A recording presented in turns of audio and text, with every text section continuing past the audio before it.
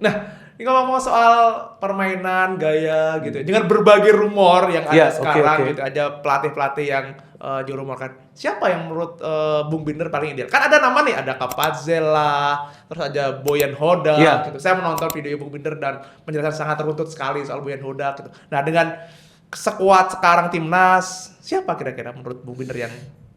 Kalau Boyan Hodak melatih timnas, yang pertama sih pasti rame.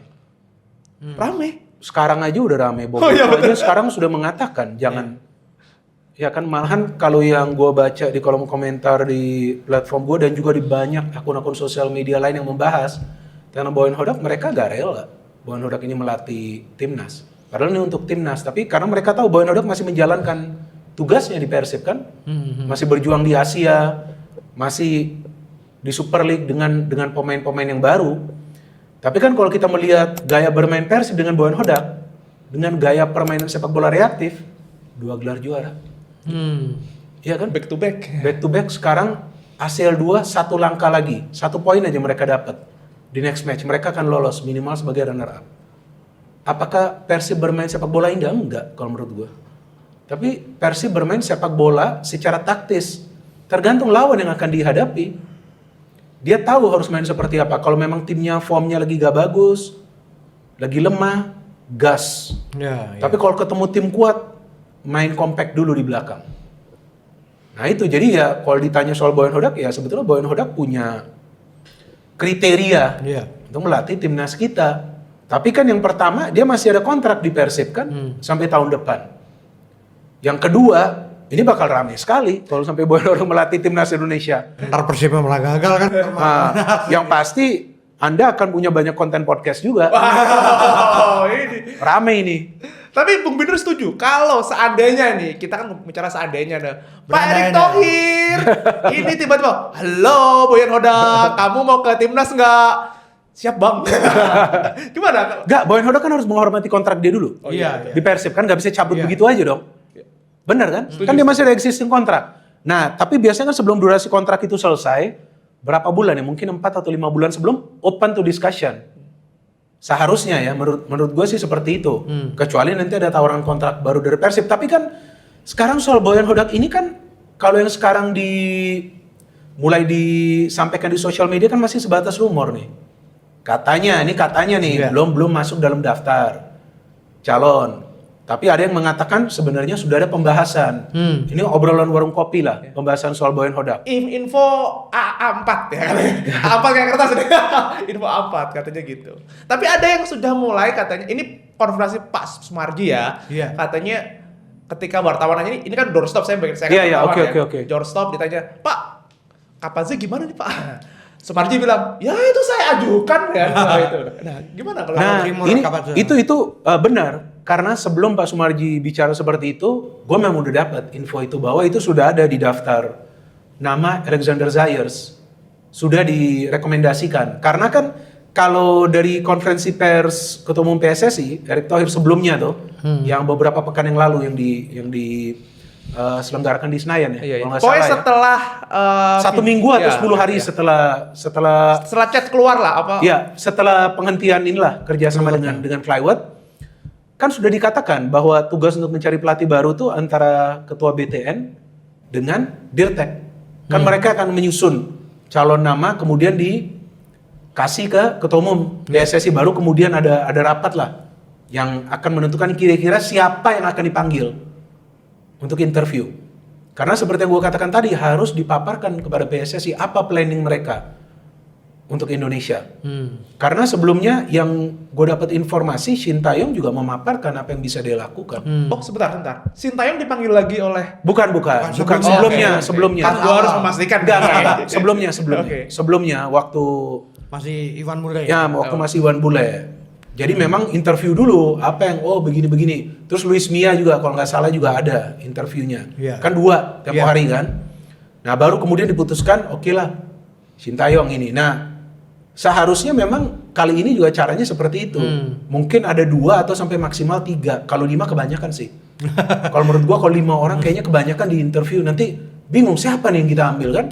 Kan nggak mungkin satu pelatih kepala 1 asisten kan? Nggak mungkin kan? Ini kan pasti mereka punya tim sendiri kan?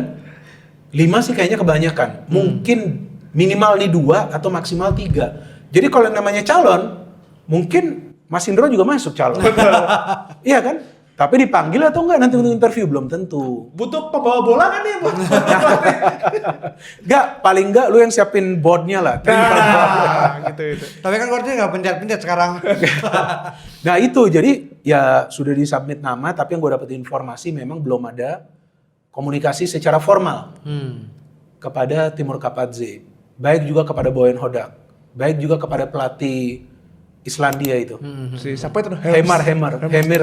Pokoknya bahasanya Islandia susah banget itu. Islandia. Nah, dia juga ada. Nah, dan ini sekarang penentuannya ya tentu nanti setelah Alexander Zayers ini melihat pelatih-pelatih ini seperti apa sebelumnya cara bermain timnya. Karena dia kan sudah berapa? Mungkin 4-5 bulan ya di sini, di Retek ini. Belum lama ya, 3-4 bulan lah mungkin, belum lama. Menuju round 4 lah seingat itu, tengah-tengah menuju round 4. Belum lama lah dia ya. Jadi dia kan akan melihat timnas kita sebelumnya mainnya seperti apa, sebelumnya juga kurang lebih timnas kita, karena dia yang harus nanti buat blueprint filosofi permainan kan. Timnas kita di setiap level itu. Jadi biar sama. Dari U17, U20, kalau senior sama U23 kan sama nanti pelatihnya. Yang pegang kan sama, biasa sama ya. Nah, nanti itu akan disesuaikan. Jadi sesuai blueprint itu nanti pelatih yang akan dipilih. Karena pelatih baru yang datang lihatnya kan dari luar. Kalau Alexander Zayers ini kan sudah orang dalam kita nih. Sudah di PSSI, dia kan sudah tahu kelebihan para pemain kita apa, kesulitan mereka apa di atas lapangan. Dan nanti interview itu yang penting. Kira-kira pelatih mana yang cocok. Maka itu seperti tadi gue ditanya, kira-kira cocok gak? Ya gue gak bisa jawab. Iya kan? Tapi kalau gue ngelihat Timur, kalau yang pelatih Islandia, ya udah lupa lah, dulu Islandia main Islandia juga mainnya pragmatis, bukan attacking. Tapi kalau nggak salah pernah menahan Argentina mereka di World Cup tuh 2018 kan. Di sini si pelatih asal Islandia juga main di sini kan. Pernah juga kan? Kita kalah 1-4 dan itu mainnya juga ya nggak istimewa. Kita bisa bobolin lah. Iya, biasa aja. Tapi ya kalau gue sih merasa kalau kita punya pelatih yang memang tahu bahwa kekuatan dari timnas kita itu di defense, karena kita ada pemain seperti Verdong, Jay Itzes, kita punya Jaslin Hubner, kita punya Rizky Ridho, kita punya Dean James, kita punya Kevin Dix. Ini kekuatan kita nih di belakang. Kita harus memanfaatkan kekuatan kita untuk menutupi kelemahan kita. Kelemahan kita di mana? Goal scoring. Betul kan, di depan. Kita punya 2 kiper level terbaik saya kira di Asia sekarang. Emil Odero dan Martin Pas jago loh kiper kita. Di Asia sekarang menurutku. Nah, tapi kiper jago pun harus diproteksi oleh defense yang kuat. Defense kita ini sudah kuat. Manfaatkan kekuatan kita ini. Itu kan kalau menurut gua, mungkin menurut Alexander Zayers beda. Enggak, kita harus main attacking. Itu nanti kita tunggu apa hasil dia membuat ini blueprint ya, bukan roadmap. Roadmap beda lagi. Blueprint hanya filosofi permainan dari timnas nih akan disesuaikan dari senior sampai ke U17. Jadi mainnya dengan sama supaya nanti dari U17 naik. Nah, sudah tahu seperti ini gitu. Walaupun pelatihnya berbeda. Tapi filosofi itu boleh sama karena Uzbekistan sebelumnya kan filosofinya beda. Terus masuk Dirtek baru di sana disesuaikan. Sama Dirtek baru mereka tuh kalau nggak salah masuknya 2023 dari Belgia. Terus dia buat itu blueprint. Cara mainnya Uzbek yang dulu defensif dirubah jadi attacking. Itu. Dan berhasil ya? Dan berhasil, jadi dia paham. Nah, ini yang gue gak ngerti dari Alexander Zayers, seperti apa dia punya evaluasi tentang permainan timnas kita. Mungkin, kayak gue sekarang ngomong, seharusnya kita memanfaatkan defense. Mungkin dia akan mengatakan, enggak, kita harus memanfaatkan midfield kita. Iya kan? Midfield kita ini sebenarnya kuat, karena kita punya pemain seperti Ivar Jenner, kita punya Tom Hay, kita punya Joey Pelupesi, kita punya Ricky Kambuaya. Kita punya pemain-pemain lain yang bisa bermain lah di posisi itu juga dari U23 kan. Mungkin dia akan mengatakan enggak, midfield kita nih yang harus kuat. Supaya striker kita dapat bola, kan bisa juga. Seperti itu. Mungkin wing kita nih yang kuat. Manfaatkan permainan wing, buat struktur permainannya, modul permainannya, itu tugas dia. Jadi kita boleh memprediksi, tapi nanti blueprintnya itu ini yang sangat penting kalau menurut gua dari Alexander Zayers. Baru dia bisa lihat, dari calon ini kira-kira pelatih mana nih yang harus kita panggil untuk interview. Sesuai dengan filosofi yang pelatih-pelatih tersebut pakai. Jadi gak bisa asal sekarang pelatih. STY balik juga gak mungkin. STY udah ketutup kemungkinan. Gue gak yakin, gak bisa lah. Udah ini udah orang baru ini yang pasti pasti masuk ini. Dan biarkan orang baru yang masuk, gak apa-apa. Dan kasih dia waktu. Jangan kita teriak-teriak. Kalau kita udah teriak-teriak, kalau sebelumnya kita memang kritis terhadap Kluivert karena kita dalam perjalanan lolos ke World Cup. Karena kita dalam perjalanan, logis kalau kita kritisi Kluivert karena Shin Tae-yong diganti di tengah perjalanan pada saat timnas kita lagi berada di peringkat berapa coba? Peringkat nomor 3. Nomor 3, cuma 1 nilai. 1 poin Satu dari poin. Piala Dunia. Tapi bukan berarti kita benci Kluivert. Iya. Kita kritisi dia, kita dukung agar dia bisa berhasil. Tapi kalau pada saat dia tidak berhasil, apa kita perlu puji dia? Kan nggak mungkin. Iya kan? Nggak mungkin kita puji dia kan, pasti kita kritisi dia. Artinya pada saat kita kritisi dia bukan soal kegagalan. Kenapa nggak bisa membentuk permainan dari timnas? Ya karena waktunya juga singkat. Iya. Ya benar dong. Waktu singkat untuk dia kan, untuk bisa meramu permainan dari timnas. Terlalu berani juga dia menerima kerjaan. Ya kalau lu juga ditawarin terima juga.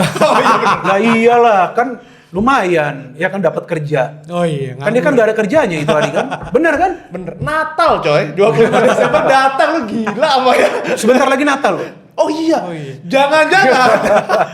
Tolong Bapak Erick Thohir, Bapak Jero Kurniawan, tolong kami kasih pelatih yang oke, jangan keliru lagi. Dan feeling gua kali ini seharusnya lebih baik ya. Ini kalau feeling gua, karena ini benar-benar berhati-hati ini. Dan gua sepakat, gua udah ngomong beberapa kali bagus, it's okay. We miss FIFA Matchday gak apa-apa.